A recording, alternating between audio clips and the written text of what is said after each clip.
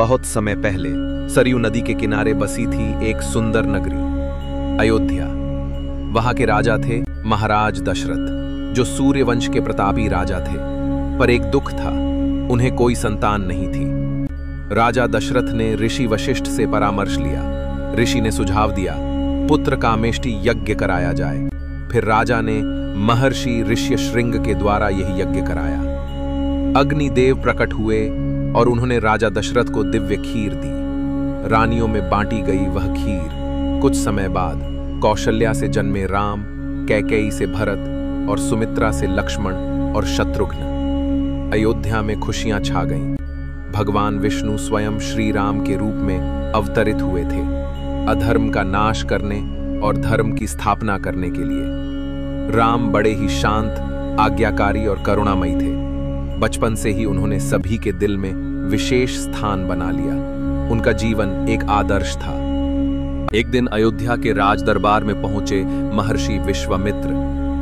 राजा दशरथ ने आदरेण उनका स्वागत किया और पूछा, आज्ञा दें ऋषिवर, आपकी क्या सेवा कर सकता हूं। विश्वामित्र ने कहा, राजन, हम जंगलों में यज्ञ करते हैं, लेकिन ताड़का और उसके राक्षस पुत्र यज्ञों को नष्ट कर देते हैं। हमें आपकी सहायता चाहिए। मैं चाहता हूं कि आप अपने पुत्र राम को मेरे साथ भेजें, वही इन राक्षसों का नाश कर सकते हैं। यह सुनकर राजा दशरथ घबरा गए। राम तो अभी बालक हैं, बौद्ध वे राक्षसों से कैसे लड़ पे हैं। तब ऋषि वशिष्ठ बोले, राजन, राम कोई साधारण बालक नहीं, वे स्वयं नारायण हैं। आप उन्हें भेजें, यही समय है। फिर श्री राम तैयार हुए। उनके साथ गए उनके प्रिय भ्राता लक्ष्मण।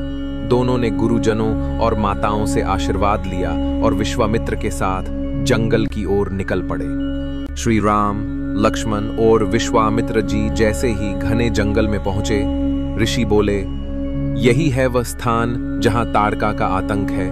यहां कोई यज्ञ नहीं कर पाता। ताड़का एक शक्तिशाली राक्षसी थी। उसका स्वरूप भयानक था और वह निर्दोष ऋषियों को मार देती थी। पूरा जंगल उसका नाम सुनते ही कांप जाता था। विश्वामित्र ने श्री राम को धनुष बाण दिए और कहा, हे राम, अब धर्म की रक्षा करो।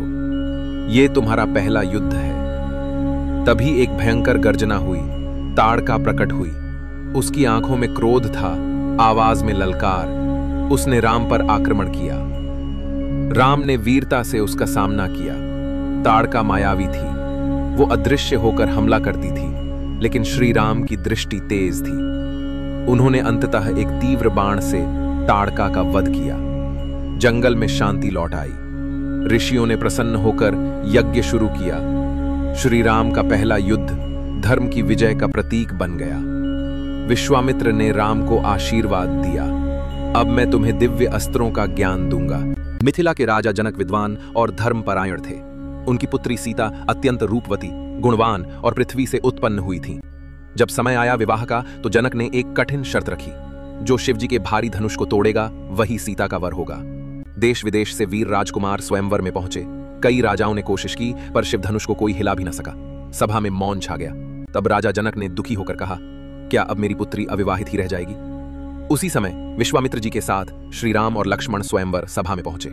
राम ने गुरु से आज्ञा ली और धीरे धीरे मंच की ओर बढ़े। पूरी सभा आश्चर्य से उन्हें देख रही थी।